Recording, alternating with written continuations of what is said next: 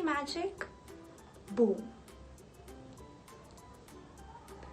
Wonderful, isn't it? Have you ever seen a hologram 3D image before? It's so cool to see these two people dancing in 3D, isn't it?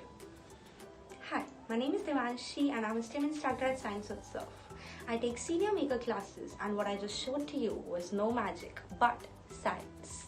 So, we created a hologram. A hologram is a simple device which is created by manipulating an OHP sheet into a pyramid and cutting the top off.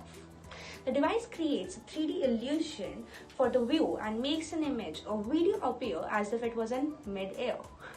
This type of photographic technique records the light scattered from an object, a phone in this case, and then presents it in a way that it appears three-dimensional. So this is a hologram activity and it's completely based on science. It's very cool, isn't it? Thank you.